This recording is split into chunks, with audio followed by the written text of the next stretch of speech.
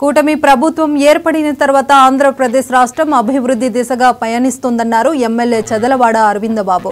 మాజీ CM Jagan steel plant ను ప్రైవేటీకరణ చేయాలని చూశారని ఆరోపించారు. కూటమి ప్రభుత్వం స్టీల్ ప్లాంట్ ను కాపాడుకునేందుకు కృషి చేస్తుందని వ్యాఖ్యానించారు. ఉత్తరాంధ్రలో వేలాది మంది స్టీల్ ప్లాంట్ పై ఆధారపడి ఉద్యోగాలు చేసుకుంటున్నారని చెప్పారు. ప్రధాని నరేంద్ర మోదీ విశాఖ స్టీల్ ప్లాంట్ ను పునరుద్ధరీకరణ చర్యలు తీసుకున్నారని తెలిపారు ఎమ్మెల్యే అరవిందరాబాబు. ఉమ్మడి కూటమి ఏర్పడిన తర్వాత టీడీపీ, జనసేన, బీజేపీ ఆధ్వర్యంలో ఇవాళ ప్రభుత్వాన్ని నడిపిస్తూ ఉన్నారు. ముఖ్యమంత్రి చంద్రబాబు నాయుడు గారు, ఉప ముఖ్యమంత్రి పవన్ కళ్యాణ్ గారు, అదేవిధంగా నరేంద్ర మోడీ గారి ఆశీస్సులతోటి ఆంధ్ర రాష్ట్రాన్ని అభివృద్ధి చేస్తానని చెప్పి నరేంద్ర మోడీ గారు మరి పోయిన వారం విశాఖపట్నం వచ్చినప్పుడు కూడా వారు మాట ఇవ్వటం జరిగింది.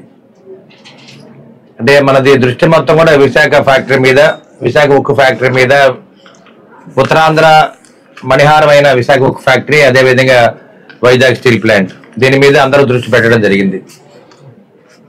మరి దీని మీద ఎందుకు దృష్టి పెట్టాల్సి వచ్చిందంటే గడిచిన 5 ఏళ్లుగా విశాఖ ఉక్కు ఫ్యాక్టరీని ఏదో విధంగా జగన్మోహన్ రెడ్డి గారు దాన్ని అమ్మేసి అదాని గ్రూప్కి అమ్మేసేసి డబ్బులు చేసుకుందాము, అక్కడున్న ప్రజలకు ఎవరైతే కొన్ని వేల మంది ఉద్యోగస్తులు అక్కడ పనిచేస్తారో వాళ్ళందరూ కూడా అన్యాయం చేయడానికి ఆయన పూనుకున్నారు.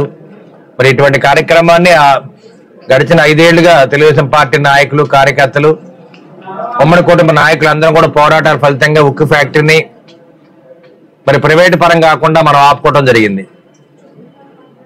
ఇటువంటి కార్యక్రమంలో మొన్న నరేంద్ర మోడీ గారు విశాఖపట్నం వచ్చినప్పుడు మనకు హామీ ఇవ్వడం జరిగింది.